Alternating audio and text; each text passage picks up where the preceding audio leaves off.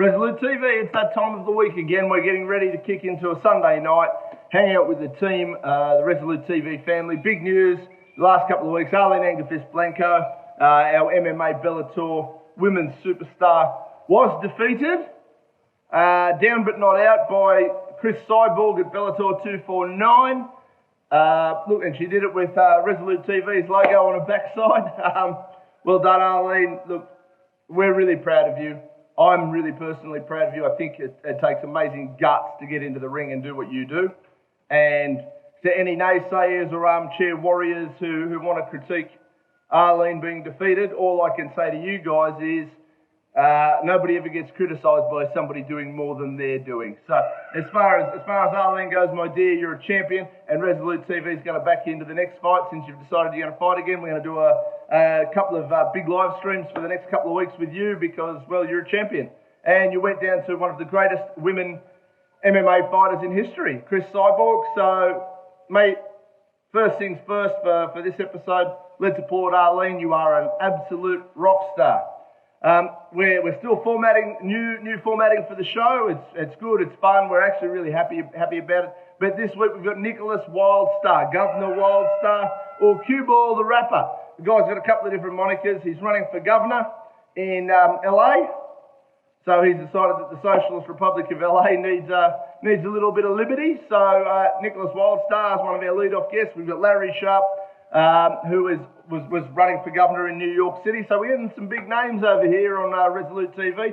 We're a small channel, but we're getting the names and we're getting some really, really great content. And anybody who criticises me, you've got to understand that I don't do it for the money or the fame. I couldn't give a rat's. What I want to see is at the end of the day, we're selling freedom and liberty and getting government out of our lives. And we're checking people's perspectives and learning and getting through some stuff together. Stephen Livera's back with Bitcoin. We've got Stephen Wells, Chris Yates. They're all coming up over the next couple of weeks.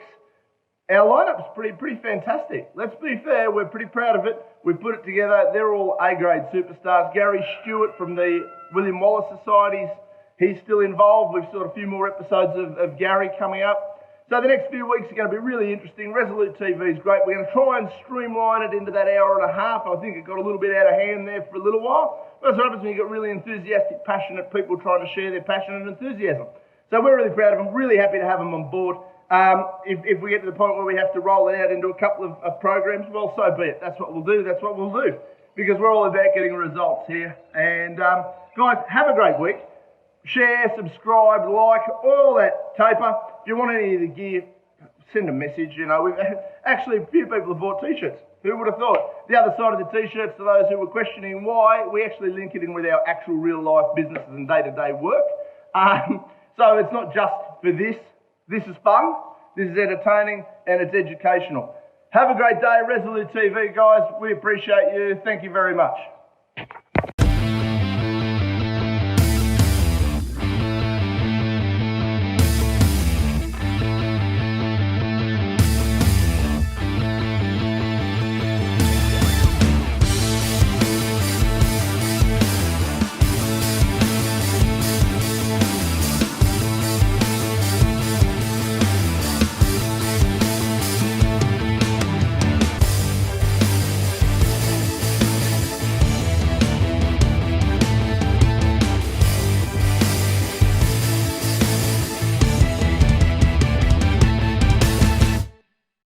So, I'm not really sure how Dean does it, but he got a rapper on.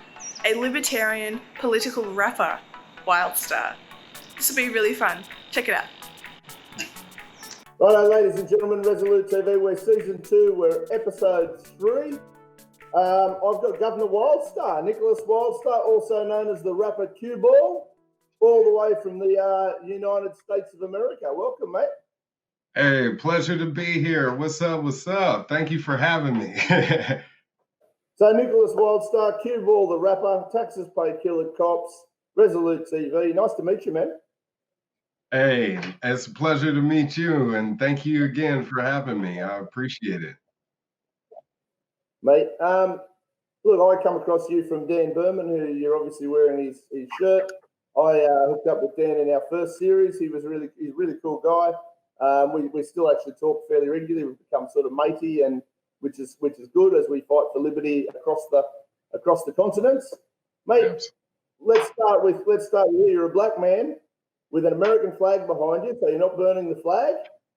And you've got a Texas pay killer cops. You're a big contradiction.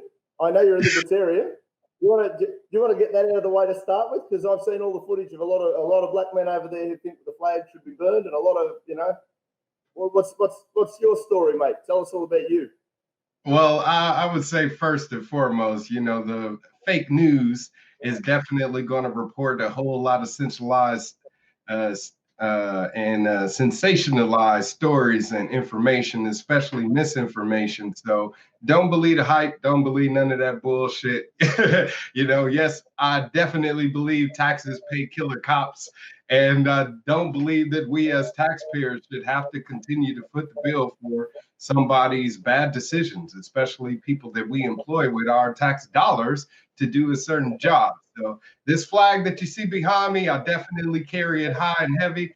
But as you can see, it's upside down, which is actually a symbol of a nation in distress and or violation of personal property. Right now, we're experiencing both with this lockdown over the coronavirus here in America. So you guys definitely should be flying your flags upside down, because we are nations all over the world that are in distress. But like I said, here in America, we're supposedly a free country where we have individuals that have rights and liberties that should not be infringed upon.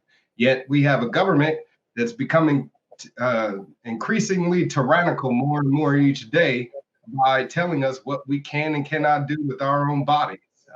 Even though the coronavirus has proven to be one that is pretty much not as contagious and not as deadly as the fake news would like to have us believe, they want to force us to wear masks. They want to force us to distance ourselves from each other and not interact with one another, and pretty much maintain our lives on a virtual level. That's why, you know, the majority of people don't even talk face to face anymore. They're talking over Skype or, you know, platforms like this. And it's sad that we have this, again, this growing tyrannical environment where we're not able to express our own thoughts and freedoms. I mean, if I feel like, hey, even if it is deadly, it should be my damn choice to go out there and put my own life in danger.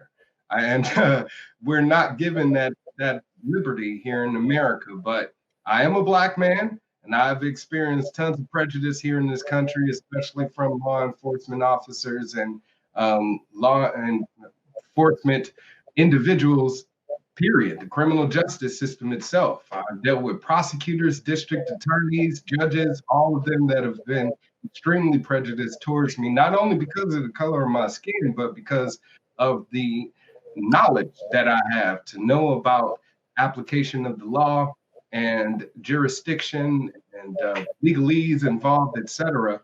And thanks to this, I have viral videos on my YouTube channel. Check me out on YouTube, Governor Wildstar, right there. Name at the bottom of the screen. I'm putting it. But check. All your links will be in the description, mate, as well as where people can find your albums to listen to, the whole lot, mate. We're gonna try and sell you to Australia as much as we can. Cool. I love the idea of Australia and America working together. That our corrupt politicians tend to do it when it suits them. So I figure if the libertarian movement can get a bit the same way, we can take the fight to them across the board, mate. So that's one of the reasons why I originally reached out to Dan, and Dan was like, great, cool. And so far, you know, I've met Larry Sharp in a similar version from New York. Adam Kokesh has been on now. Jeffrey Tucker, the economist. So, you know, we've I've some amazing guests, considering I'm a nobody, you know, over here in the middle of nowhere. It's kind of fun. Mate, all right, I'm in good company then. Yeah, I look at the guest list that I've put together, like, how did I manage to pull that off? And people go, how did you people? Right, you got heavy hitters on that list. Reach out and go, hey, mate, do you want to have a chat? And they go, yeah, for sure, why not? You know, so Mate, you're an excellent company, but you're just adding to the quality of the guests, you know, which I really appreciate you taking the time to do. It just worked out really well this morning that we both had a schedule opening at the same time, and I thought, hey man, what are you doing now? I've just had a schedule opening. Can we jump on? Yeah, great. For sure, right? The computer didn't want us talking, so I reckon there's a possibility we're both being tracked by one government agency or another trying to slow us down, mate. Oh, I know I am. Like I said, I got videos that I record on my YouTube channel where I actually was speaking with FBI agents who let me know that I'm on their watch list simply because I represent myself as sovereign individual. Now, you wouldn't think that would be a threat, a national security proportions, especially for me standing up for my rights and liberties, but it is because, again, we are living under authoritarians, whether it's here in America or there in Australia. Just look at what your government is doing, and they're acting outside the color of law, or what law is supposed to be, and using the color of law to exact their agenda upon us. So we got to have a mission, and our own mission should be coming together all over the world to fight for freedom. You know, and this rebellion needs to be a global movement. So I'm happy to have you reach out to me. And that's the one thing about libertarians is we really are people of the community. We're not elitists. We're not people that think we're higher than. We're part of that 99% that is fighting to get the 1% that is in control of every faction of our lives out of power. Put that power back into the hands of we the people where it belongs. But it's going to take us uniting and rising up together in order to make that happen. Mate, 100%. It's funny the way you word it, because we are, as libertarians, we're probably the most for the community people that you'll find, but we're probably the most often called selfish. I don't know if you get that. What do you mean you want to do that? That's selfish. Why wouldn't you want to pay taxes? You need to contribute to those. Whoa, back. No, I'm happy to pay for charities or contribute to, you know, somebody who's having a tough time.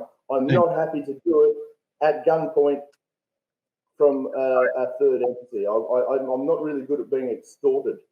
Right. It's a real personality flaw. I don't like to do things under duress. I like to do them because I want to do them. Precisely. Only charity over here. You don't want to do, you know. They're the ones that come at you with guns and with threats of violence for you to either comply or die, pretty much. And that's what we're faced with our governments. You're right. If I'm going to pay taxes, I should be able to do so voluntarily, not under the threat that you're going to steal my property or throw me in jail or possibly worse if I don't do what you say. You know, and if I do give you my money, I want to be able to say where the hell that money goes. And right now, we don't have any freedom over that at all. That's why, you know, you do have these unwarranted wars happening all over the world. You know, the war on terror here in America has been going on since 2001, and they still keep it going. The war on drugs has still been going since the 80s, you know.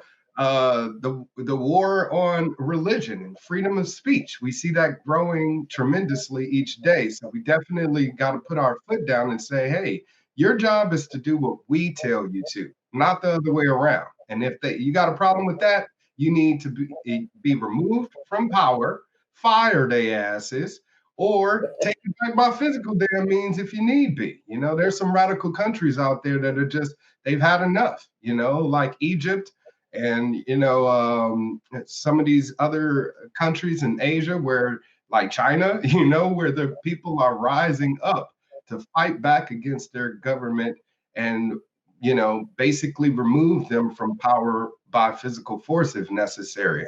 We're hoping that it doesn't come to that point here in America, but with what's happening, you know, with the divide among the public, we the people, we see that as being possibly one of the only options, you know, especially with this election around the corner. You have a lot of people upset both on the right and the left that feel like if they don't get their way, they're going to forcefully do something and about it and, you know, make us all victims to it.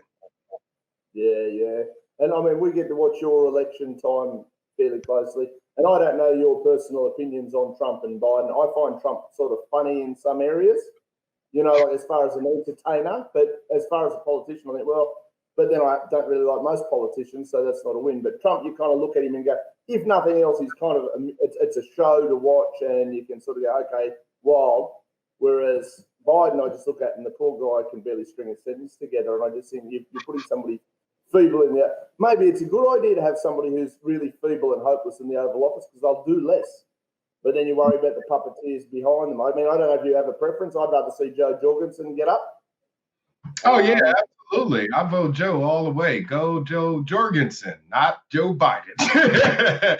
I mean, he's a career politician that has proven to be ineffective in his role, not only as a senator, but as a vice president. He's done nothing to help the people, nothing at all. He's, if anything, he was one of the co-authors of the crime bill in the 90s, which made, drug offenses more, increased drug offenses and basically increase the sentences for nonviolent crimes. So that, in effect, has harmed people of color, the Black community, the brown community, the Asian community. All of those communities have fallen victim to these legislative, weapons that the people like Joe Biden has created. Now, Trump, on the other hand, he's pretty much one of those elitists, one of those people of privilege that have pretty much been put in position to control the agenda for the people that would like to continue to stay in power. So I see him as being one of the same swamp members that he claimed to wanted to clean up in Washington, especially seeing as he's done nothing to battle the national debt and the Federal Reserve and what they've done to our monetary system by devaluing our currency. He's done nothing to end the occupational wars all over the country, all over the world, and has even sent out federal agents on the streets of America, creating a more tumultuous situation and basically setting the foundation for a civil war. So it's all theatrics to him. And it's sad that somebody such as him, that basically got their power off of, being in debt. I see he got that book back there that he sold, but he has casinos. Yeah, he has casinos that went bankrupt. He has schools and other business ventures that went bankrupt, but because he comes from a lineage of, again, privilege, he's able to walk to a bank, say, I want to borrow $100 million or whatever, and they give it to him. On the other, and every other individual, we'd have a hard time getting that amount of money and being able to borrow that without any type of collateral other than our namesake. So, and it's your firstborn child if you want to borrow that sort of money, and right. Think about it.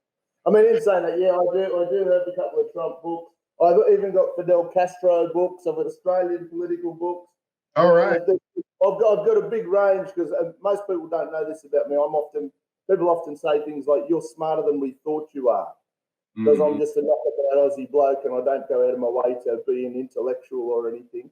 But yeah, I mean, every book on this shelf has been read. Everything from Napoleon Bonaparte to Fidel Castro to Mussolini through to Jeffrey Tucker and guys like that. So I like to look at all these people and see the different perspectives, and it helps me kind of in my head justify the battles that I'm fighting when I do take on government. So I've ran as a candidate in Australia for our version of the Libertarian Party a couple of times. People go, "Oh, well, if you changed your policies and made them more popular, you might get elected." It's like, it's not the point. Why would I want to change my policies? I'm not in here to get elected. I'm in here to hold these guys accountable.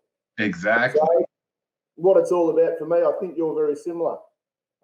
Mate, there is a little area that I did definitely want to touch on with you. When I reached out the other day and I have a nephew who wants to be a rapper. Now, I know you've got albums out. So my 8-year-old nephew, Nate, he's trying to work out who the best rapper in the world is, and they've got to be the fastest in his 8-year-old opinion. Have you got any advice for my 8-year-old nephew on becoming a rapper, mate? Well, I would say first things first, never sell out, you know. You got to stay true to who you are as a person. And you have a lot of rappers, musicians right now that basically make music for the simple point of making money.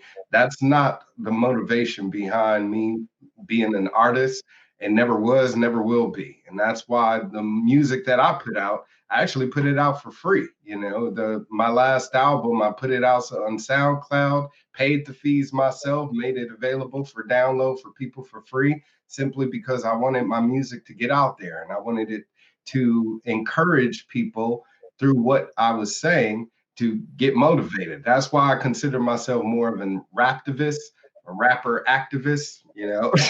So that's people like. I think it's a really cool point of difference for you. You know what I mean? Like a lot of guys are, you know, I'm an activist, and they're very committed. And you go, yeah, but who are you? Why are you there? What have you done? What have you contributed?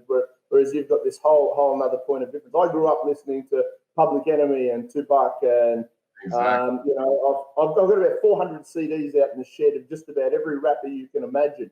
And you know, and even those guys, when you think back to, I watch Chuck D now. I follow him on Instagram. Obviously, when I was a kid, he was a great hero of mine, and I look at a lot of it, and I think, hang on a minute, like he's so anti-Trump, but the Democrats, from what I can see, have been just as big a problem. And I'm like, now I can't speak from a black man's perspective as such, but I sort of think, hang on, Chuck, you were always rebelling against the machine, but you want Biden in? That seems a bit weird, dude.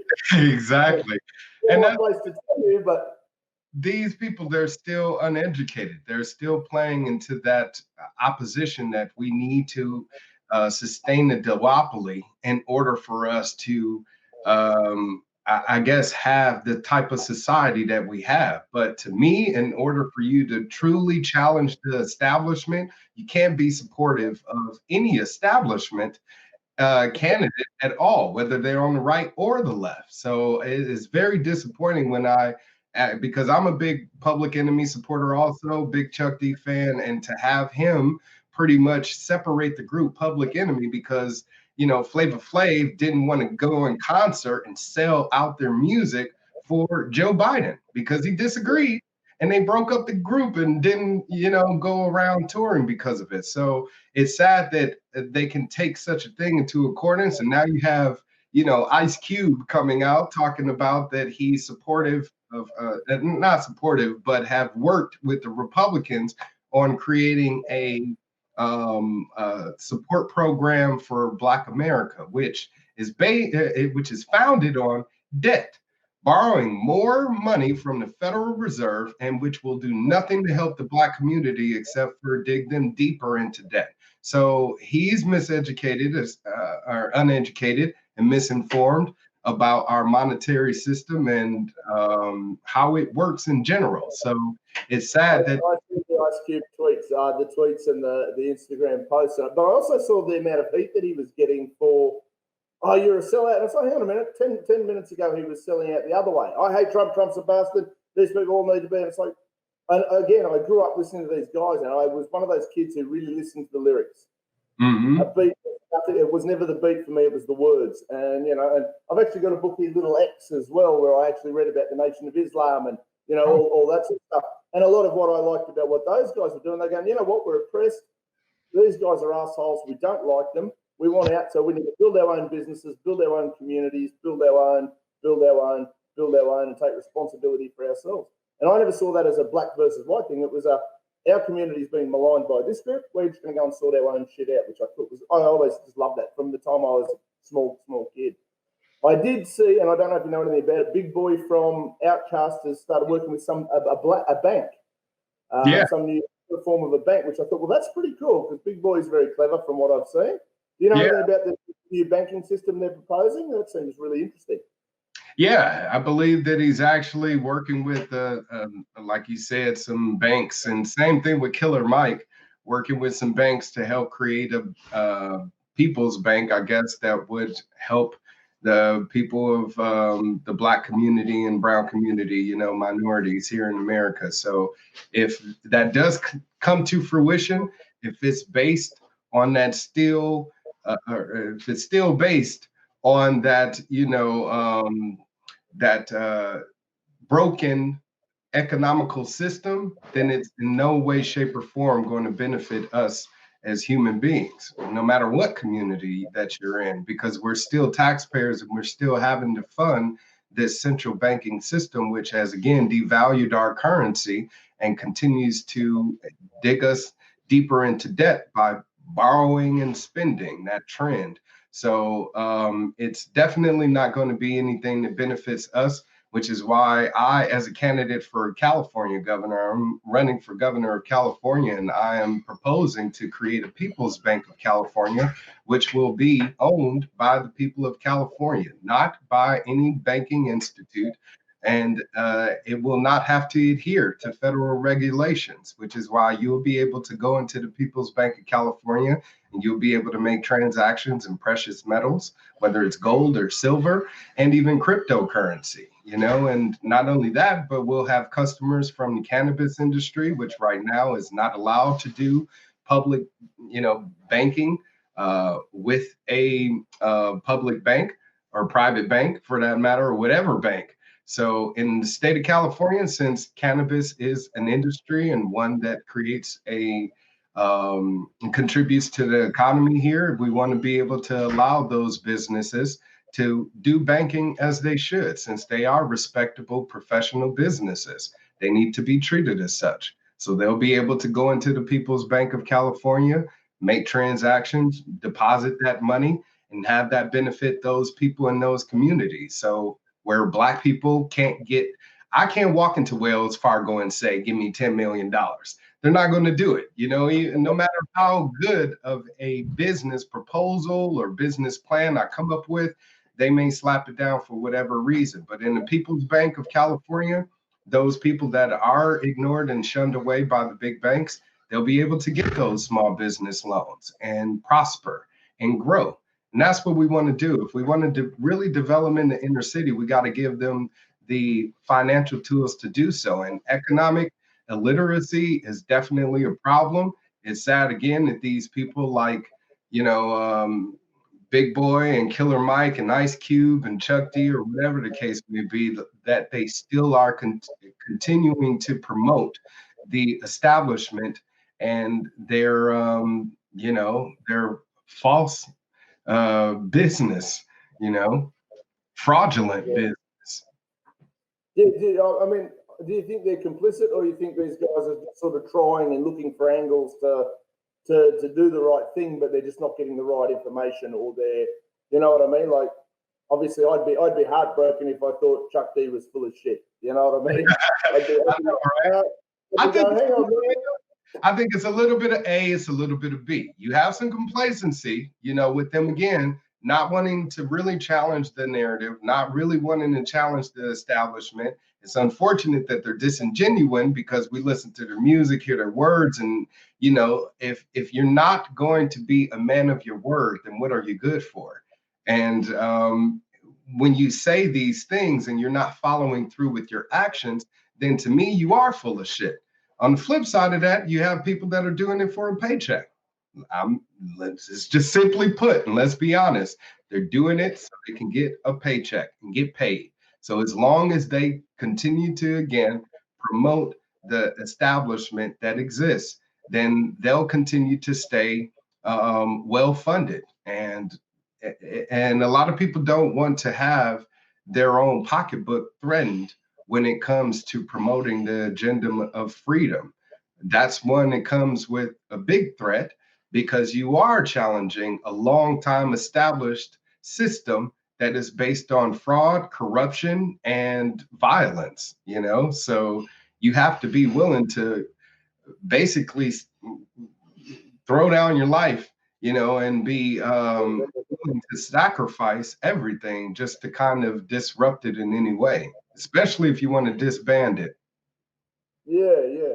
Well, I mean, look, when I first started this podcast, and I've got no delusions of being anybody famous or anything like that, I couldn't care less.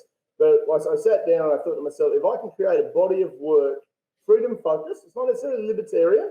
I've got an MMA fighter who hopefully in a couple of hours will be the new Bellator World Women's Featherweight Champion. All right. And all that she comes on regular. But for me, part of supporting her was, her independence and her striving and trying to achieve things, which I think is a positive thing. I really hope to put together a body of work whereby in 50 years' time, people will look at it and go, you know what, these guys were trying to fight for the freedoms of the people. And, and if we fail and all of us are living under totalitarian regimes, at least I'll be on record that nobody will be able to say I didn't have a crack at doing something. And if it cost me, and I lost a business over a certain amount of this stuff, and I've gained other things and developed other businesses, but there is a price to pay by having principles. And most people is, are you willing to pay that price for what you believe in, and how is it worth it? Should I sell out and just go, oh, look, I'll do whatever the government tells me to do? Sorry, guys, really, really apologise. Can I have $80,000 a year to live on? Which in Australia will put you in the medium to upper echelons of middle class. Exactly. You're a man of your convictions. I've been watching your videos. The George Floyd stuff. Now, we copied you over here. Black Lives Matter happened over there. It happened here about 12 minutes later. We've got the Aboriginal community, and they've had some real nasty shit happen to them throughout history. I think we're about 200 and something year old country. You guys are about 400 and something year old country. Yeah. But for some reason, the minute Black Lives Matter happened there, they popped up over here and tried to do the same thing, burning the flags and all the sort of, I don't want to call it nonsense because it's important to stand up for what you believe in. But did you find like the George Floyd thing? So the media tells us that one, he was a bad dude doing a lot of bad shit, and X, Y, like apparently a gun to a mother's stomach and all that sort of stuff. That's what we got in the media. And then on the other side of it, you've got some cop and his three mates watching him kill the guy on camera, and he didn't seem too concerned about killing a guy. I don't care if you're the biggest drug addict in the world. Our taxpayer-funded police shouldn't be murdering people. You just said without impunity. That's How did that actually react to you? You're there and you're involved, mate.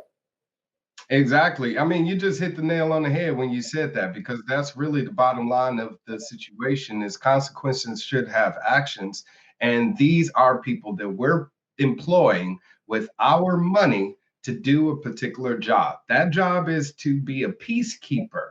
They're police officers, they're policy enforcers, but you're supposed to keep the peace in the process. If you're not a peacekeeper first, then you don't need to be enforcing any policies at all whatsoever. So whether he's a good guy or a bad guy, if you're not doing your jobs according to those guidelines, then you shouldn't be in that position. And it's unfortunate that they focus more on discrediting him as an individual, as if his life as a human being did not matter. That is what the Black Lives Matter message is all about. I'm completely behind the message of Black Lives Matter, that we as human beings, as melanated human beings here on this planet, need to be treated respectfully as anyone else of a lighter shade of brown. And it's unfortunate that this message has to be argued and protested on such a level, but it's one that has been ignored for hundreds of years here in this country. And we're that generation that has had enough. We're not going to take it anymore. And either you're going to finally acknowledge that, or we're going to set shit on fire and burn it all down, because it doesn't deserve to stand to begin with. And it shouldn't continue to stand on those false foundations and on those prejudiced foundations. Now, when it comes to the Black Lives Matter organization, the global organization that collects tens of millions of dollars from donations from people like you and me that want to actually help the Black community and do nothing but pad their pockets and make sure that they're sitting pretty somewhere, hell no, that shit's got to go. This is a white man's movement, and I tell Black people about that all the time. You have a multi-billionaire by the name of George Soros, who was one of the original financiers behind this movement. So it's not far-fetched for us to believe that somebody's continuing to fund this the supposed movement. And those people have ulterior motives. It isn't to help the Black community, it's to destroy the Black community so they can come in and buy up the Black community. And if anything, make a pretty profit from it. So in these cities that have been destabilized due to violence or, any type of riots or anything like that, looting, you have investors coming in, buying up those properties, and then raising the property value. And now the people that live there can no longer afford to live there. And then they're displaced and they have to move somewhere else. And that's what they're doing. The people behind and have orchestrated these destructive tendencies of the people involved in them. Many of them are paid provocateurs. They're paid to be out there and cause havoc. Now, those people are not the majority. The majority of the people involved in the Black Lives Matter protests, like myself, have been extremely peaceful, have been only out there to promote the message of Black Lives Matter and speak about the injustices in our criminal justice system, which I said myself, I've experienced myself for over a decade.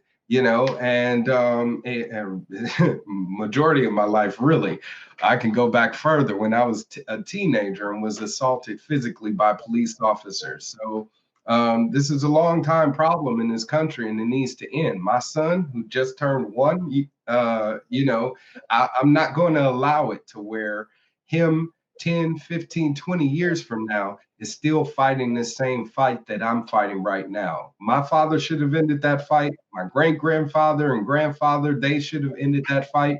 But that complacency kicks in where they're like, hey, I'm tired. I just want to live my life, pay my bills, have some sex and pop out some babies. And we got to think past that as human beings. If we want to really invest into our society, we have to focus, how are we contributing members? And if it's not by making sure that we're changing the life path of our society, which at this point seems to be towards destruction, we want to veer it in a different way towards peace and prosperity. And that's why I'm out there. But I educate as many people as I can about the root of the cause. When I go out to these protests, unfortunately, I haven't been well received by the orchestrators or coordinators of these Black Lives Matter rallies here where I am, because they're Democrats. And Democrats are behind the Black Lives Matter movement. And they're more so wanting to just get more Black people to support their agenda and support their policies, when those Democratic policies have been ones that have harmed the Black community. So I go out there with this shirt and say, hey, this is how you stop it. If you really want to stop killer cops from killing Black people or brown people or white people, because they don't talk about how how cops kill white people too.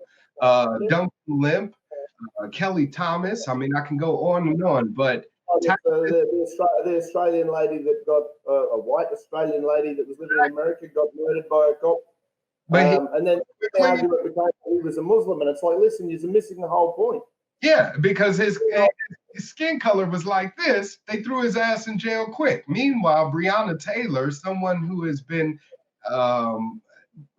proven to be pretty much innocent in her killing, the 3 cops that killed her are pretty much, still out and living their lives innocently. And it's just sad that the footage of the I don't know if they were Black Lives Matter protesters or what they were, surrounding Rand Paul, talking about the Breonna Taylor thing. It's like, Rand Paul was put forward the bill to try and stop this. Like, do you people know what you don't even know what you're protesting? It's right. And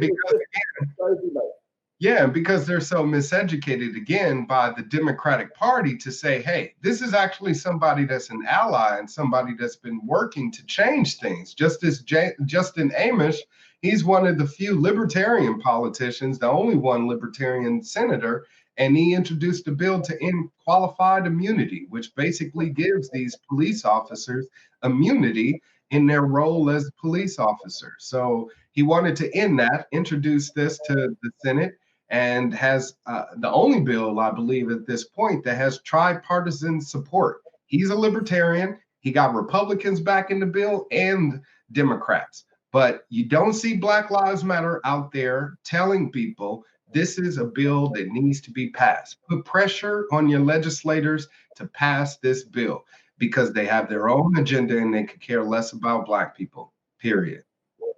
Mate, 100%.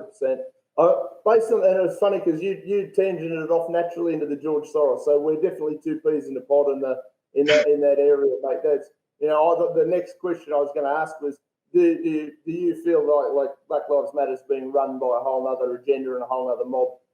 Oh, hell yeah.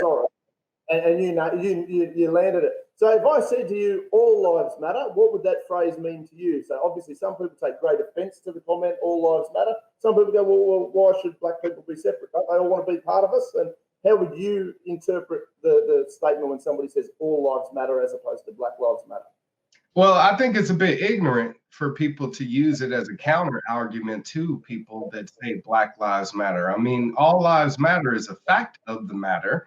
What Black Lives Matter is as a message is to say these people in particular of our all, you know, our United States, this community is being attacked. We need to help them.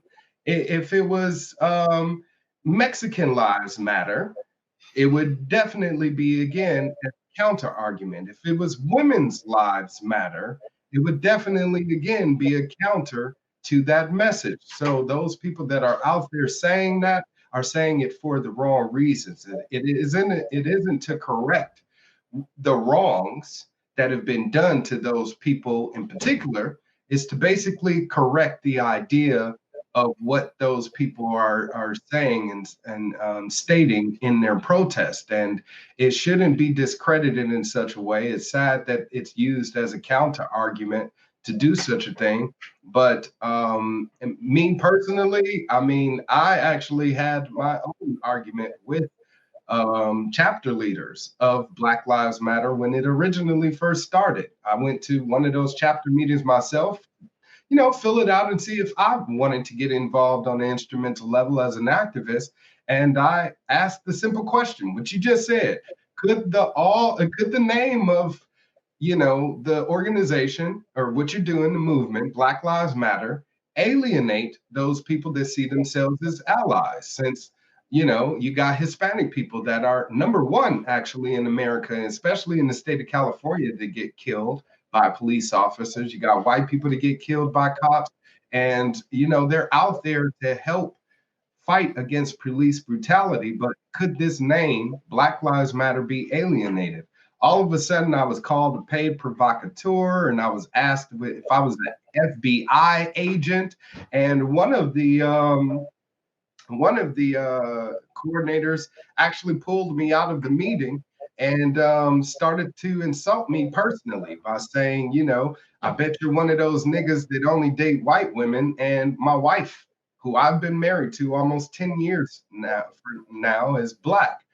She also insulted me by saying, you know, I bet you know, you haven't dealt with anything with the cops, not knowing that I've been repeatedly assaulted physically by police officers and have challenged them on their level. So these are people that, again, that are pretty much being brainwashed into believing one specific thing, and as prejudiced as all lives matter may be, Black Lives Matter itself is a bit prejudiced as well. So to correct the issue without... It seems like a divisive term. You know, for me, I just sort of look at everybody and I just go, oh, you're having a tough time. If I can help you, I will. And hopefully if I'm ever having a tough time, somebody will reach out to me. And I don't care if the person who reaches out to help me is black, white, green, Asian, you know, whatever. When I saw the branding come out, I thought, oh, it's just, yes, Black Lives Matter. Yes, white lives matter. Yes, Asian lives matter. I just sort of thought it was a bit of a way to fire up flames, if that, you know, does that make sense? It seemed inflammatory, great word, sorry, no English. Yeah, No, it did feel fairly inflammatory, and specifically when I did some research into it, and I sort of see the whole George Soros lead in, and you go, hang on, there's some real subversive shit going on here, and it's not on. Well, it's meant to be inflammatory, you know, it's meant to provoke people and incite them to, you know, get up in arms about this movement in particular. And if it is gained towards Black people, that is the goal of it. It's been, as a grassroots organization and movement, it's been overtaken by, you know, big financiers and investors. And that's the term astroturfing. That's where it comes from, is from big money pretty much taking over grassroots movements. So we've seen that happen. But as far as the name itself, again, being divisive and being inflammatory, I think that was the point of it. But I think more so is because people associate white power, white lies, white this, white whatever, with white supremacy, which is the foundation of those statements and movements. However, on the flip side, when you say Black power, when you say, you know, Black Lives Matter, it does not demean anyone else. It never was. It's all about empowerment of the individual, empowerment and strength and unity of the Black community. So I think that's where the media comes into play by, again, sensationalizing the issue to say, well, Black Lives Matter is similar to you know, white lives matter, which is not, you know, to say so. And again, like you said, all lives matter. If we as Americans were thinking that, like, hey, all of our lives matter, and we pay specific people to protect them, and they're not protecting our lives, therefore they need to go. We'd be more united in making sure that there was true reform in our criminal justice system. But as long as it's continuing to be dissected and divided into different factions, then we're never going to be able to stand together behind that issue. So I'm doing myself my best as a candidate to do whatever I can. That's why I've actually partnered with Cal Exit. It's a movement here in California to push secession away from the United States. Basically to say that if you don't do what we say as California residents, we will separate from the Union and be our own country. And I'm letting people know, as a candidate, as someone who cares about Black lives and about white lives and all lives, that if the government does not do what the hell that we say, we will separate ourselves from the Union and we will make it happen. Independent. Create a free, independent state of people who voluntarily want to associate. We've got a Libertarian candidate, an elected official Libertarian. We've actually got 3 elected Libertarians in Australia at the moment. And Tim Quilty is a top guy. Our party is actually called the Liberal Democrats, not the Libertarian Party. I'm not quite sure why that is as it is, but the party's called the Liberal Democrats. It is as libertarian as you get. Of course, they run me as a candidate, so anything can happen. But Tim Quilty, he's one of the Victorian. I don't know if you're up with the news in Victoria. Victoria is pretty well a communist republic down there at the moment. And Tim's actually been calling for a regional exit for certain areas where we need to separate, create more states that are a lot more, the people controlled as opposed to being controlled from a federal bureaucracy, which I love Tim's idea there. I love your idea on that. I've been doing a lot of work on the micronation concept, I don't want to be a part of. I'm happy. I've purchased this property. I paid for it outright. I own it. It's, no, I don't want any of your services. I just want to be left alone. Mine, go away. And, I love that concept of California doing that. Is California in the poor state that we're getting told that it's in? So we're getting an awful lot of media here that basically says California's pretty close to a disaster zone. It's not in real. For a place where LA for so many years was, Hollywood and Vegas and, very glamorized, most of the media about LA now is that it's essentially a shithole. Is that I don't know the term for it, shithole? In part, and it's mainly because of the economic disparity.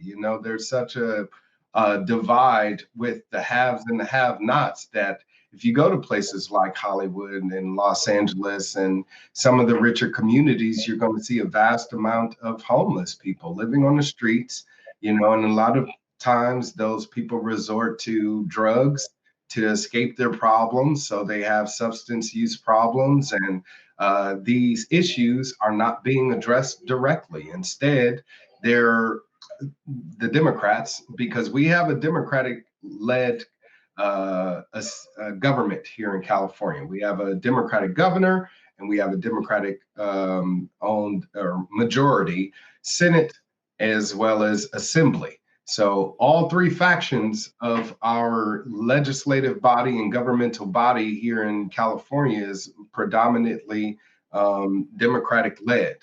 And so because of that, they use those issues to then campaign on and say, hey, get me in office so I can fix this. And then they get in office and do nothing. For instance, Maxine Waters, her district in Los Angeles is one of the most, I would say, down-ridden places in the entire nation. And if you go there, there are tens of thousands of people that are living on the streets. It's ridiculous, especially when that area generates so much money for the surrounding community and the state of California as a whole. So we have this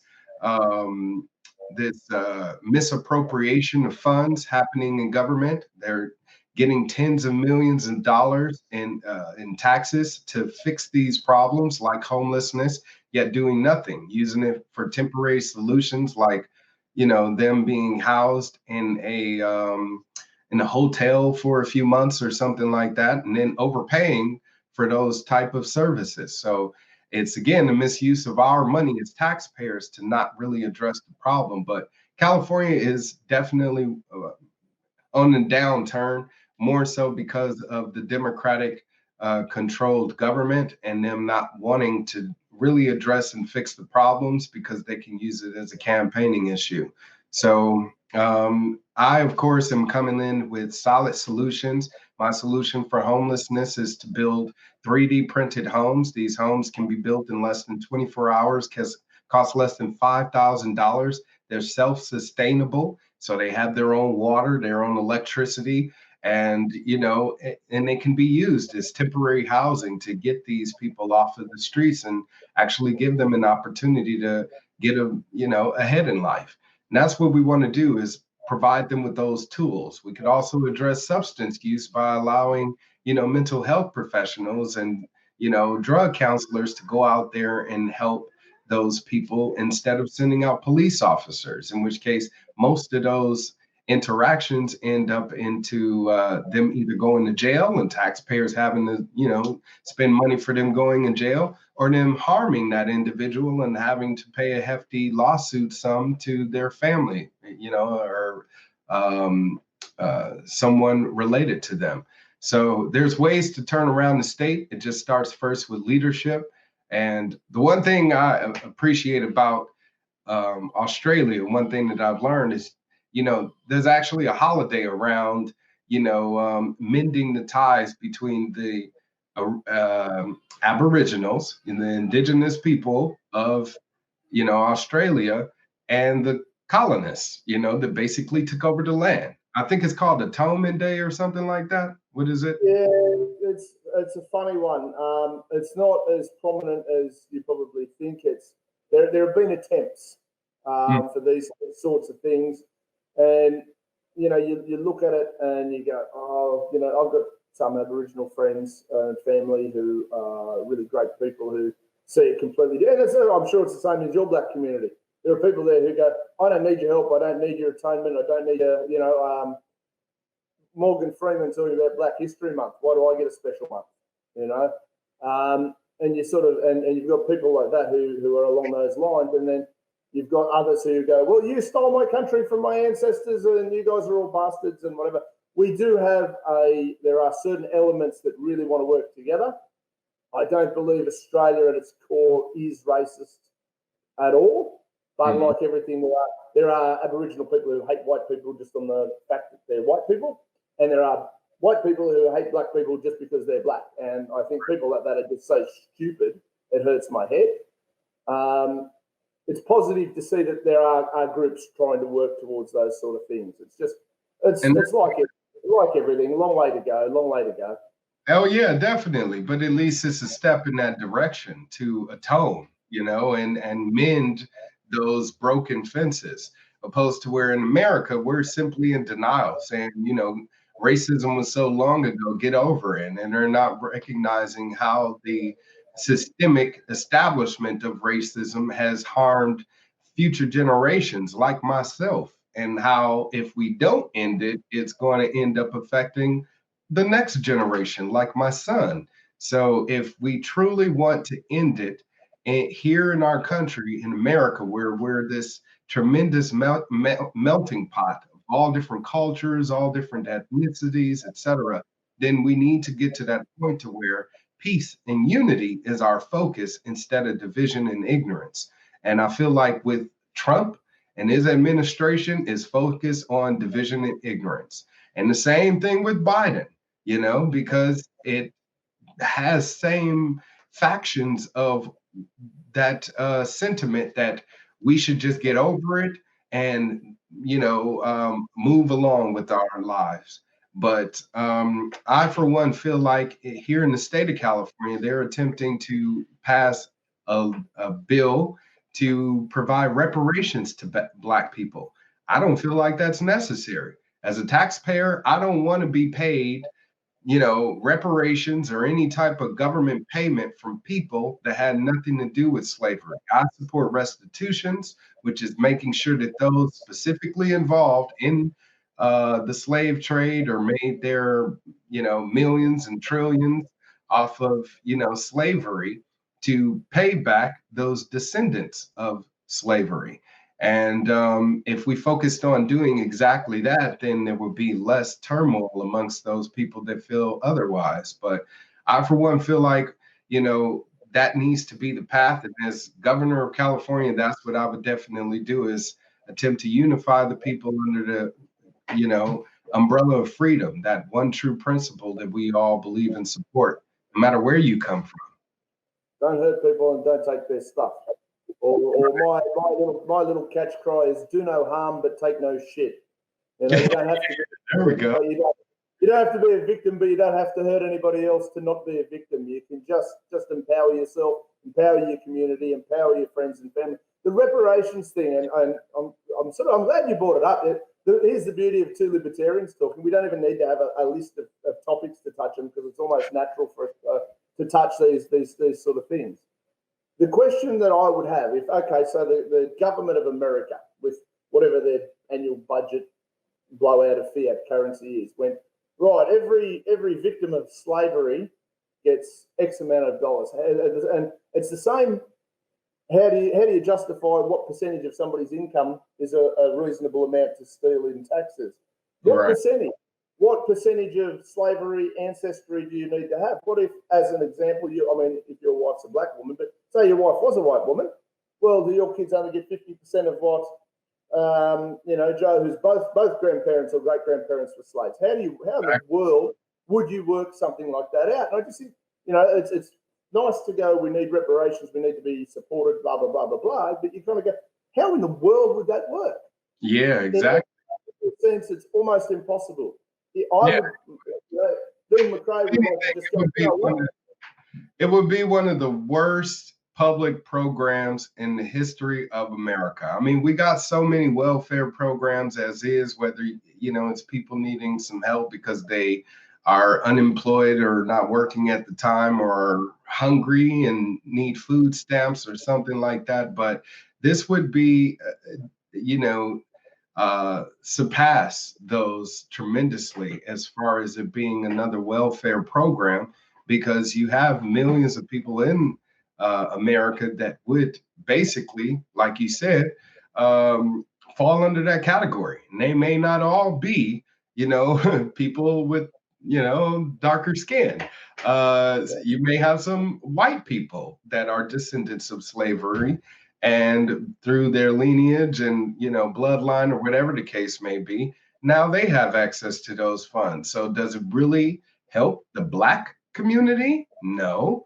And again, when it comes to those people that are paying the bill, it's going to be every taxpayer, no matter what your job is, no matter where your source of income is coming from, it's going to be taxed severely, and it's going to be given to someone else undeservedly. That needs to stop. And how are we going to change that? We have to change people's minds first, people's understanding about how we can actually atone for our sins. And if we hold those people that were liable accountable, then now we have an opportunity to make sure that, you know, we can fix things without having to harm more people in the process. You know, it's sad that all of our money is now being poured into, I guess, this discovery, to where they're doing investigations to even find out who would qualify to, you know, to get that money. They're already using our tax dollars, you know, unwisely to do that. So if it's a matter of fixing things, we're definitely going to have to change our leadership first. We back? Yeah, I can actually hear everything you're saying. Oh, okay. The government's just going, YouTube, we've got to stop this. This is not happening. Exactly. They don't like me, I'm telling you. As I was told, I'm a glitch in the matrix. I'm not supposed to exist. Shit. But I do. Yeah, no, I can tell you this, they don't like me either one little bit, but too bad for them. You're right. Mate, Governor Wildstar, Cue Ball, the rapper, if anybody wants to check out his stuff, we're going to put all the links in the description. So you've got an alter ego. I really appreciate your time this morning. It's worked out well that we both managed to cop an hour at the same time. You're an absolute legend. All the links in the description. If you're in California watching, this is the man to vote for. If you actually want a true free California, true free America, we need more guys like the good governor here. And thank you so much. I appreciate it. We'll share all the links. I'll send you some copies and links to what we're doing. I'll share around all your stuff. And ladies and gentlemen, signing off with Governor Wildstar. Cue Ball, the rapper. Thank you so much. Have a great day, mate. God bless you. Same to you, brother, man. Talk to you soon. Just in case you're all wondering, I'm in Sydney, hanging out with the Cameron brothers. So anyway, let's have a think. Let's talk about the fact that we still have one of the best regular lineups, and that is Stephen Wells. We love Stephen Wells, and we love that he's a regular to our show. So here is Stephen Wells. Yeah, mate, it's a funny part of the world, the way it all happens. But what's been going on in the Stephen Wells world of troublemaking books, troublemaking in general, picking fights with authorities? Mate, anything new or interesting? Well, on a personal level, I'm busy writing a sort of a chapter for what will hopefully be a combined effort book for people putting their ideas about how to get out of the COVID madness that we've got ourselves into. So I'm busy writing a chapter for that, and I don't know who the other contributors will be, but there's a legend over here in WA by the name of Michael Darby, who is just an awesome character and has been on the political scene over here for decades, and he's asked me to contribute to that. So we'll see how that goes. Obviously, on the geopolitical front, we have had an amazing, just crazy week with both the revelations of the Premier in New South Wales Premier, I think it is. I lose track of them. Berkeley, whatever her name is. Very particularly. I tell you, my hometown has a big link with that story, because one of the real estate agents here where I was born, sort of a place called Temora, one of the real estate agents got he was right in amongst the whole Daryl Maguire. You know, he received, I think, I I vaguely looked at it the other day, 75,000 per Chinese worker that he was supposed to be employing on some property, and apparently none of these Chinese workers ever arrived, but he was getting sort of a kickback for each deal. So it'd be really interesting to see just how shonky it all is. But yeah, it's very, very close to my sort of home district or original district, which is pretty funny. So yeah, and that's all sort of been overshadowed by the similar revelations about Joe Biden going on at the same time, which I mean, to my mind, there was always enough to convict Joe Biden. The day he went on national TV in front of some in-group thing, which was a press conference going on as well, where he's famously quoted as saying, I told them that if they didn't get rid of the public prosecutor, they wouldn't get the $1 billion. And son of a bitch, next day he was gone. And it's like proud of the fact that he's interfered in a criminal investigation in another country and basically used $1 billion worth of loan guarantees as a way to get the prosecutor off the back of the company that's where his son is an installed exec. That enough should have been that should have been the end of the career right there. But he's been denying the fact that he ever met with any of the executives from the company, and now the emails are popping out that he met with them. That what we all suspected, that Hunter Biden, who had absolutely no qualifications whatsoever in anything to do with energy or holding down a regular job without getting sacked for being a drug addict and a hooker user and all the rest of it, he got his job specifically and only because of his connections to the White House, and he was expected to use them, and he was thanked for using them, and and then along with that shitstorm comes the censorship shitstorm of Twitter basically banning Trump's account, Trump's followers account, and his national press secretary, taking her account down. And so now Trump is threatening to revoke their I can't remember, there's some number defines their status as which basically allows them to operate as a utility rather than a publisher. And Trump is now threatening to revoke that. So yeah, big news. It's dynamic, really, isn't it? I mean, by right, Resolute TV is a private entity. I can do what the hell I like with it, but I have to work within YouTube's guidelines if I choose to promote this on YouTube's platform. Adam Kokesh, who has been featured in season 2 so far, his YouTube channel last week, was put on a ban for however long, so he can't upload anything to there at the moment because he's been censored as well for, I don't know, picking a fight with COVID-19 or whatever he did. And you look at Twitter and Facebook, and I don't know, mate. I don't know. It's their platform. They're entitled to put whatever content they want on it. No, they're not. You see, it goes one of two ways. Either you are a platform, in which case you operate under the laws of a utility company, which basically means you are not liable for anything that goes on your platform. Yeah. But if you say no, I wish to dictate what can and can't go onto my platform, then you become liable for anything that goes on your platform.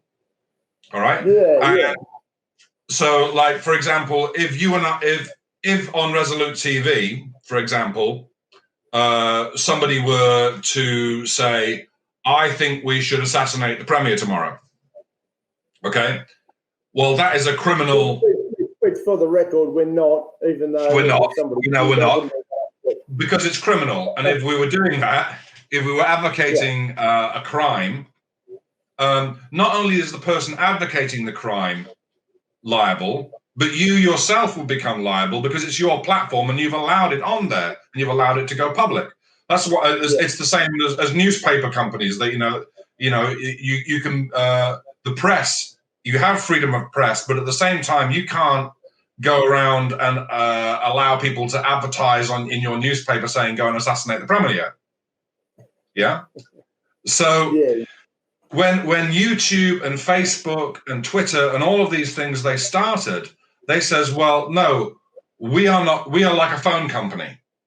We are not responsible for the things that people say over the phone. There's no way we can police it.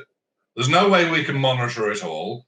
Therefore, we would like the status of a platform, which is people come on and use our platform. We have nothing to do with what they say or do, and each person is individually responsible for not breaking the law. Yeah, and if you wish to prosecute somebody, you get a warrant, and you can basically then we will give over every bit of information we have on them, and then the police can prosecute that person. But we ourselves, we're just a platform. Yeah. But what Facebook, and that's how it started. If you remember back, 10 years ago, there was no censorship on Facebook, YouTube, Twitter. Everyone went on and said what the hell they liked. And that was what made it good. And that's why they got all the numbers that they did. But now they've started not only, fake news and stuff, but with this, specifically with this getting rid of the allegations against Joe Biden and Hunter Biden, they have stepped into the realm of advocacy and activism. And basically getting rid of people who say things that they don't like, and basically monitoring things that people are saying and saying, you can't say this because of this illegality and that legality. Okay, well, if you've taken responsibility for the legalities and everything of your users, well, you're no longer a platform, and you become liable for all of your users. You don't just become liable for the ones you don't like. You become liable for the Al-Qaeda people on there. You become liable for the Black Lives Matter guys, for the Antifa guys. You become liable for all of the individual psychopathic nutcases that go along and start threatening people. You become liable for all of it. So it's one or the other. The thing about the libertarian argument, it's my business, I can do what I like. Well, yes and no, it isn't. You have a certain amount of freedom to exercise your rights to do what you like. But as soon as you start bringing other people into it, as soon as you start bringing other members of the public into things, it becomes a lot more complex. It's not as straightforward as this is mine, I can do what I want. It's like, you can't do what you want. You live in your house, it's your house, but you can't commit murder in it. You still have yeah, why not? Why can't I just kill people? Hang on, this is a revelation. Hang on. We have a problem in this house. Apparently, we're not allowed to commit murder. Yeah. Well, mate, I haven't looked right into the laws of both. I look at it, and I'm sure you're 100% right. There are certain amounts of responsibilities, specifically if as you've said, that they've obviously put themselves in the same category as a phone company, as opposed to just a direct private business.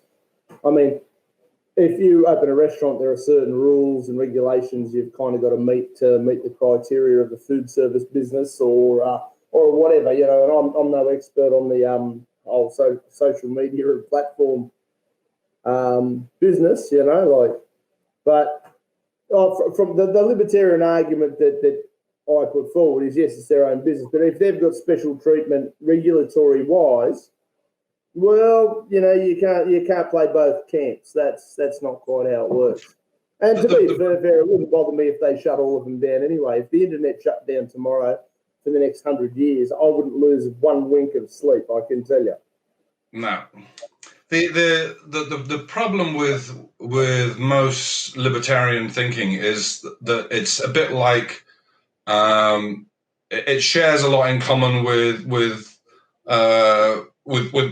socialist thinking in terms of a utopian ideal. It talks about the way things should be, but we all know that to get to a situation where we can personally just live our lives without interference, you have to first get rid of all the regulatory shit that weights things in favor of some groups over other groups. And so, you know, they put the cart before the horse in that sort of sense, and sort of saying, oh, this is a business, they can do what they want. Well, no business in modern society is currently allowed to do what they want. Every business is under some set of government overreach, which favors one group of businesses over another group of businesses. So we're not playing on a level playing field, and we never have been. I think the biggest thing that needs to change goes back to the mercantile days when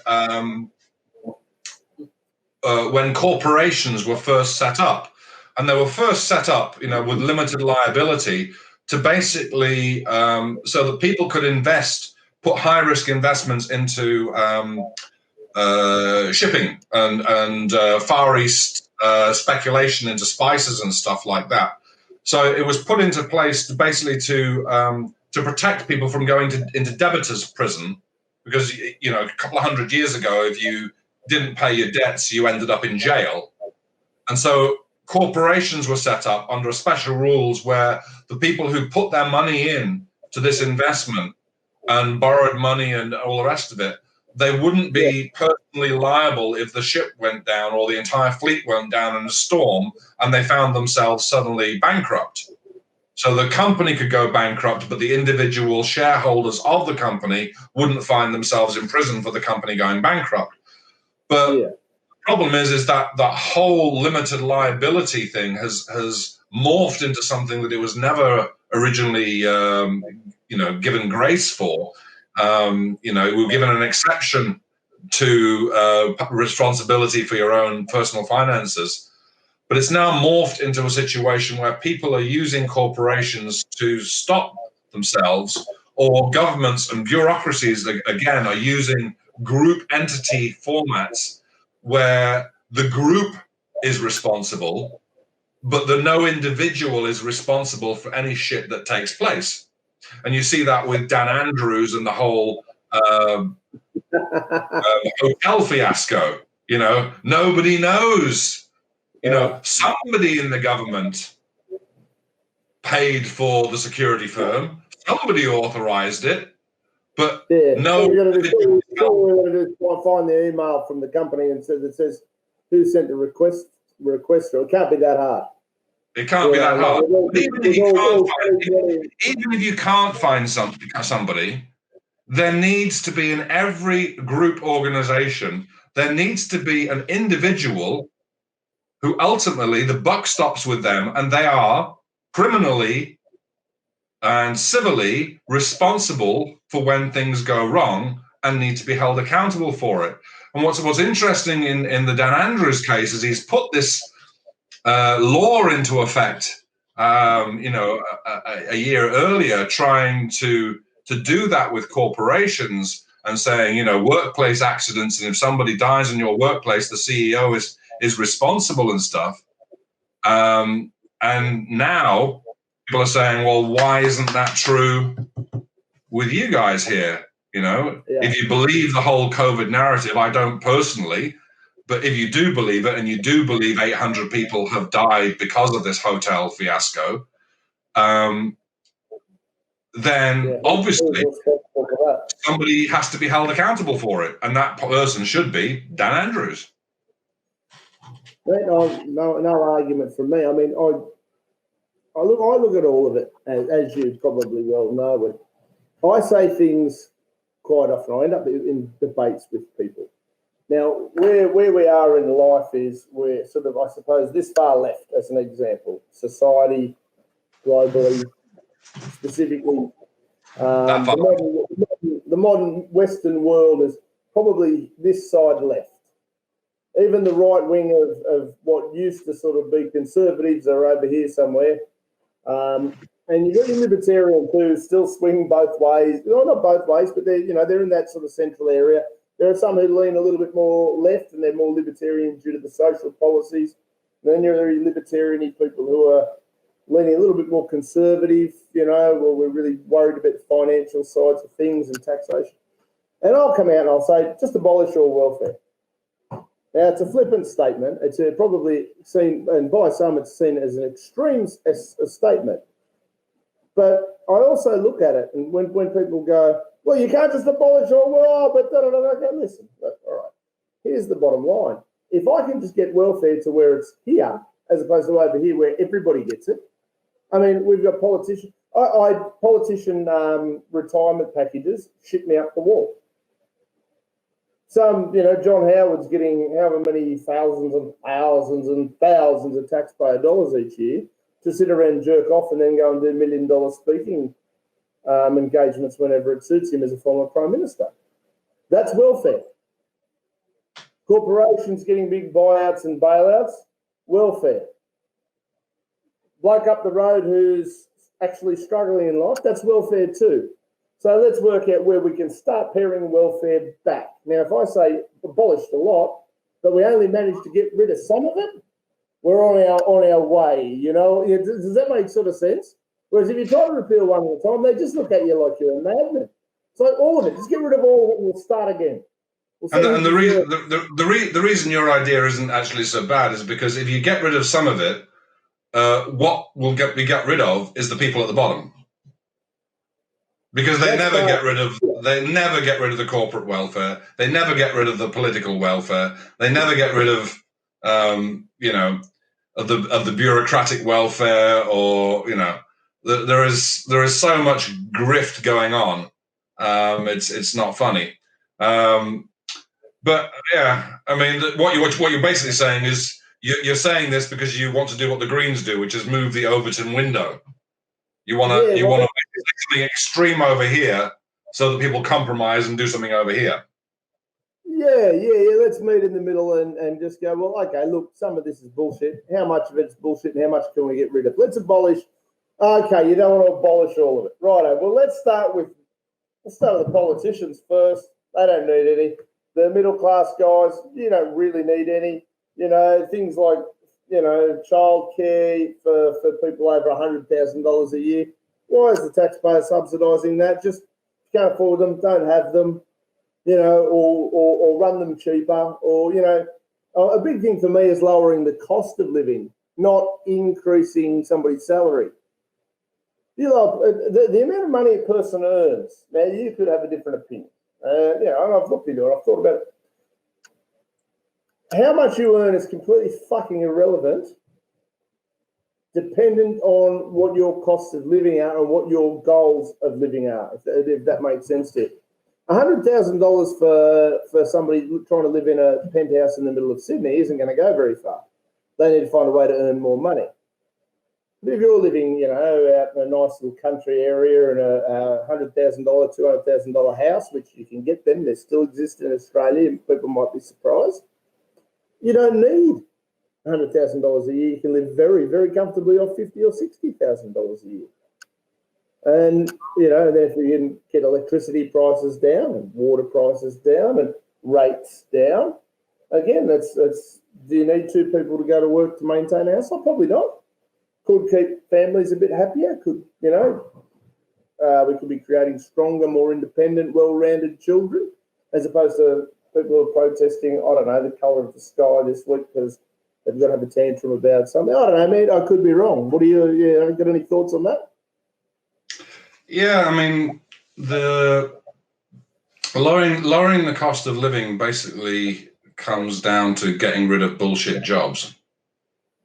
That's my, so why the cost of living is made artificially high by government expansion of bullshit jobs. So,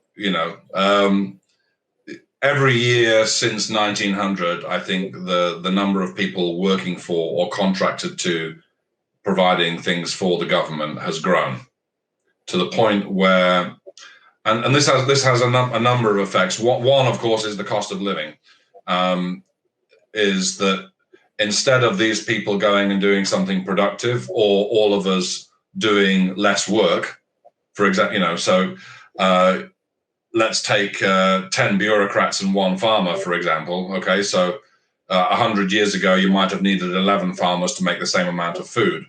But rather than these 10 people who are no longer needed to make food to go and do something useful, they've become bureaucrats. Yeah. But what we could also do is, you know, if you run out of new useful services that you want, well, we could all work a hell of a lot less and have a lot more leisure time. You know, you could have, you could still have 11 farmers, but they could all work 1 day a week instead of, you know, working 7 days a week.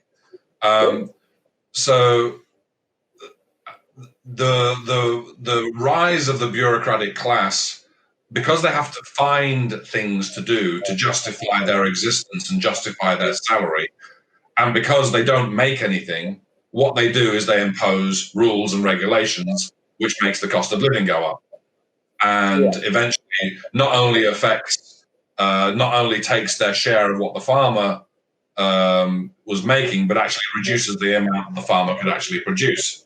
And so, you know, you get a situation where instead of having one person making food for 11 people, you have 10 people pushing a thumb down on the one person who makes the food and forcing them to make less food. And that's the tipping point that we've got now, where, you know, for a while, the free market allowed some people to become bureaucrats and other people to go and do, you had the government on one side making all of these parasitic jobs, and then on the other side you had the free market providing all of these new jobs and new goods and services that people wanted and needed and things. And they sort of went in tandem, and so the world looked like it was getting better through the 20th century. But now we appear to have sort of crested that hill, and now there is no expansion in the free market jobs. There is only expansion in the government jobs, and they're now starting to eat away at all of the productive jobs, including the primary job that we need to have an economy in the first place, which is farmers. Probably the most worrying thing to happen during this whole COVID thing and all the global warming scams is that the government and the bureaucrats have been clamping down on primary production, the basic necessities of life that provide, you know, like, you know, you've been chatting about what they've done with water allocation and stuff. Yeah. For example, you know, prime example, you know, water, absolute necessity. The last thing in the world you want to mess with. Absolutely essential for the entire wealth of the nation. Get rid of water, and basically everyone starves to death. And yet they're still doing it. Why? Because they can't help themselves, because they're bureaucrats, and that's what they've been trying to do. Bureaucrats are the most useless entity on the planet, and they kill my life. You know, and you've just hit the nail on the head, mate. Most of them, you know, we can't help ourselves, we're bureaucrats. Like, I mean, these are the same people, in my opinion, who consider, you know, they think strawberry milk comes from pink cows. You know, and cows don't come from farms. The milk doesn't come from farms. It comes from Woolworths. It comes from supermarket. We don't even need farmers. What are you talking about? All the food comes from Aldi. You people are mad. They're just so out of touch, and it's, you know, it's delusionally scary. You know, I have people who come out with some things sometimes, and I just scratch my head and I go, oh, it hurts. It just hurts. It hurts me to interact with humans sometimes, mate. I'm actually glad the last week and a half, I really, besides doing my very basic life duties, probably why this little conversation with you and I is so relaxed, I haven't really thought about much else other than sort of trying to promote and support Arlene's fight. I was so excited for her, just because I, you know what, I don't know. I've never been a world-class fighter, but, you know, I was just so excited for her to, you know, she's going over there and doing that. So my whole brain all week, there's so many messages in my Facebook messaging thing, and I've opened about half the emails I should. There's probably a heap of people mad at me thinking I'm snobbing them or something. It's just like, no. I've just been really focused on that and just getting through my day-to-days. I'll catch up with the rest next week. But, mate, look, it's always a pleasure to chat with you. And we're actually looking at doing some format modifications of the program, and we've been doing a little bit of paradigm shifts with the LDP candidates that are all running in councils. I figure if we can try and get them a bit of a platform, we'll do that as well. Hopefully it'll make my life a little bit easier, and hopefully it'll make the show a little bit more We still want to make sure there's multiple guests each week, but we want to try and simplify it a little bit so it's a bit easier to follow. So that's what we're looking at doing over the next couple of weeks. I've actually got a young bloke who's going to help with the editing and driving, which should be fun, you know, because we all know I can barely drive a computer.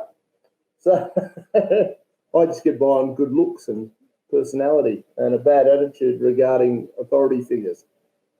Mate, look, always a delight. We might have to try and make it a regular Friday night.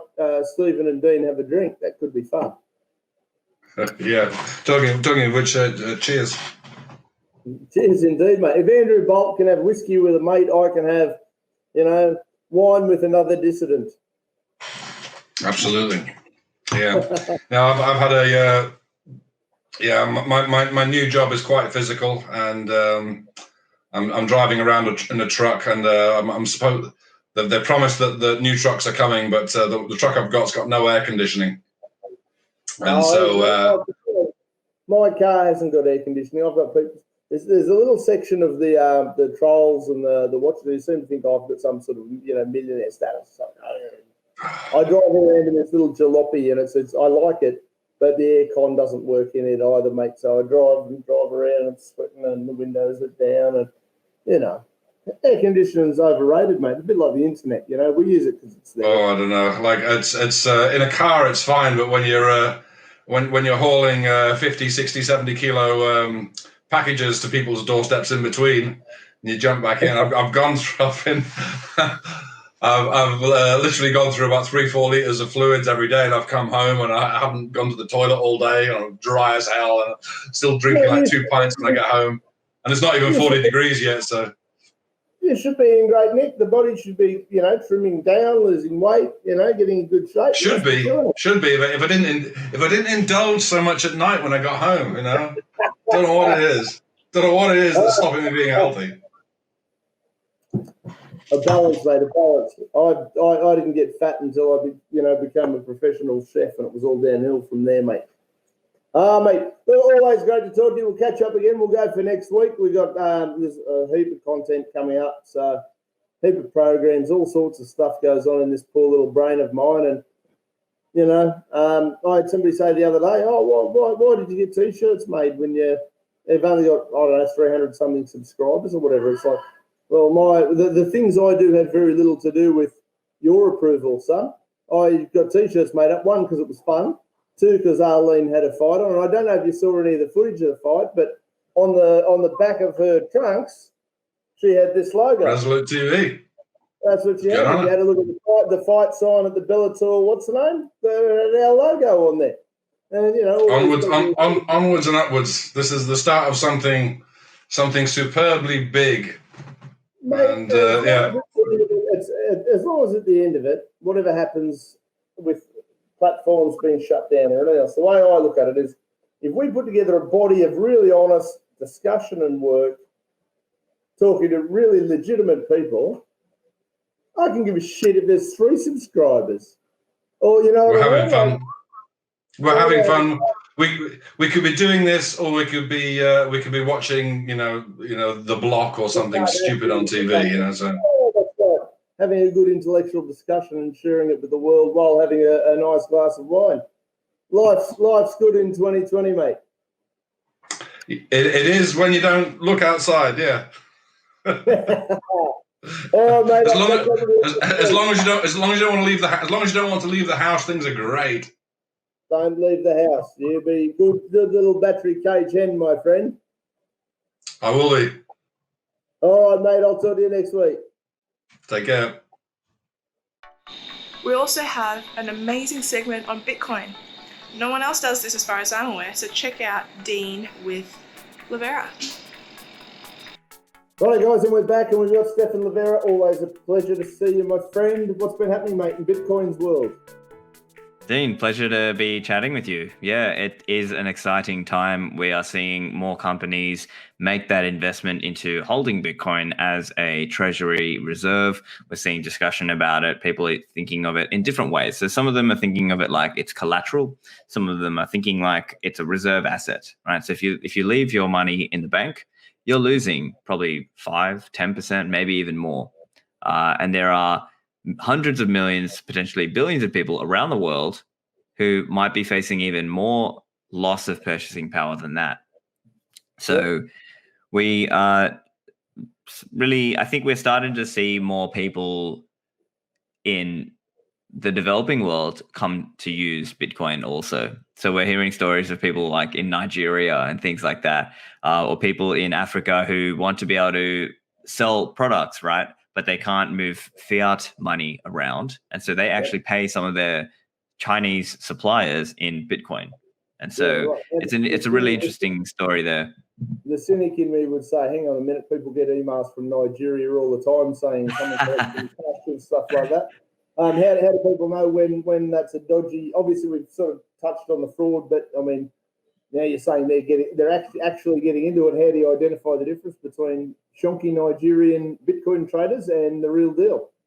Well, yeah. So, I mean, I think probably for many of your listeners, it's not that they're going to be doing a lot of deals with people in Nigeria anyway, right? So they are typically going to be buying on an Australian exchange or using a service. So probably Bitteroo or Amber, probably the Australian services that your listeners might be interested to use from an Australian perspective.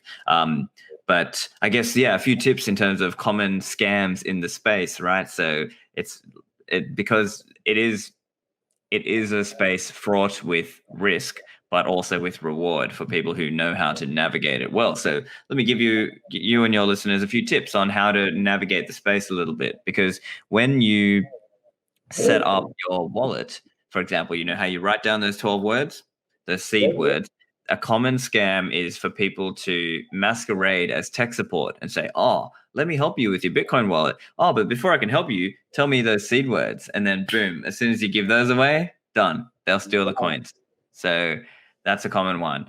And other common ones are malware in the space that will try to be a fake wallet, or there's other malware that will try to, let's say you're doing a Bitcoin transaction and you are copy pasting the address. So for example, let's say you wanted to pay me and I pasted an address to you and I said, oh, hey, Dean, pay me to this Bitcoin address. And then you go and you copy paste it. But unbeknownst to you, there might be a clip pasting malware that basically sees a Bitcoin address, swaps it out and puts in the hacker's address. So then you think you're paying me, but actually you're paying the hacker. So these are examples. Yeah. And I guess the other point, really common points of loss, is not having backups. So not writing down those 12 words or 24 words and keeping them in a safe place. And so as we improve and get better in terms of using Bitcoin, we want to learn to use hardware wallets. And we want to also use things like metal seed backup products. So these are like literally a metal stamped thing, or you put tiles in, and that is your 12 or 24 word backup. So for example, if you were to lose the hardware wallet and the place, your home went up on fire and that's where your 12 words were written down, you lose the Bitcoins. But if you got a metal backup, that is like another level of protection. So these are a couple kind of things to think about. But I'm curious where you're at in terms of your kind of Bitcoin knowledge, or what are there any particular topics that you're interested to learn more about? I've been just watching. I've bought a couple of little pieces. We don't want to tell too many people, I've done $1 million in Bitcoin, but I'm just watching the rises and the falls, and just buy a little bit and buy a little bit, and a bit like I've always suggested people do if you want to play the stock market, or if you want to buy gold and silver. I've always had a bit of a theory that I know a lot of people who go and play poker machines and they'll put hundreds of dollars through poker machines, and I always and then they'll tell me that stock market or Bitcoin is gambling or risky, and you're thinking, you're mad? Like at least you get something tangible, Exactly. So for me, I'd put a little bit away each week, just a little bit away each week, and build it up. I'm not looking to make $1 million out of it, but I do like reading about it, and I find that a lot of people are asking me about it. I'm going, you got to go and watch the episode, dude. I'm not the expert. The expert's on the episode. Stop asking me. I'm not a Bitcoin expert. I'm learning as we go. It is a really interesting thing to watch, and it's an interesting dynamic. And I tap into my HODL wallet, and just every couple of days, that's interesting. Oh, it's up, or it's down, or it's whatever. I haven't got It hasn't gone completely batshit yet where I can retire on it. I want to get that run where we can buy Ferraris and stuff, dude. Come on, how far? Well, I'll tell you what. So the common cycle is people start putting a little bit, and then because of kind of the phase and the way Bitcoin sort of tends to work, is it tends to work in 4-year cycles, right? And so as it starts to run up again, people start to get that FOMO, fear of missing out. And even the people who started buying little chunks, they start thinking, oh man, I wish I bought more back then. It was so much cheaper back then. And like, it'll seem like such a weird thing that just a year ago or whatever, Bitcoin was only 11,000 or whatever. And then in like a year's time, for all we know, it might be 50,000 or higher or whatever. And then you'll be thinking, oh, damn, I wish, I could have bought more. And then everyone has that kind of regret, right? And here's another thing, right? So a common thing, very common story when you talk to people is they think, oh, hey, man, Bitcoin looked really expensive. So I bought this other coin called Ripple, or I bought Bcash, right? They just bought some random shit coins that have nothing to do with Bitcoin. Now, why? Yeah. It's because they feel they missed the boat, and because they feel like, oh, I want to try and like buy the cheap coin, and maybe it'll pump a bit, and then I can like take my winnings and get Bitcoin with them. And over time, you need to I have to teach those people, look, it might seem like you're going to win, but really that's just like you're just straight gambling, right? There's a few things here. First of all, if you have the strategy of, oh, I'm just going to buy the cheap one, understand that's not sustainable, right? Because as soon as you so let's say there's like 7,000 coins out there. There's Bitcoin and like 7,000 shit coins out there, basically. And so if you buy these shit coins and you just think, oh, just buy the cheap ones, what happens? That's not a strategy, right? Because if everyone just buys the cheapest one, guess what? It'll no longer be the cheapest one anymore. So then everyone else buys. So you're not going to like sustainably make a lot of money out of it, right? And here's the other thing. A lot of these people end up playing what's called greater fool game, right? They're like, oh, I realize this has no value, but I'm just going to try and buy it so that I can dump my bags on someone else who comes after me. But then the thing is, if you're going to be honest about it, why would they buy your bags? All right. So you've got to think about what is actually a sustainably growing phenomenon. And really, that's Bitcoin. So I would just try and caution your listeners to think in those terms rather than thinking, oh, I'll just buy the cheap one and blah, blah. Just keep it simple. Just regularly accumulate small pieces. And part of it's a mindset shift, right? It's learning to save. It's instead of thinking, oh, I'll just spend all my money, the typical personal financing, they'll say pay yourself first. So take a certain percentage that you're willing to save. And that is what you save first before you spend on random discretionary other things.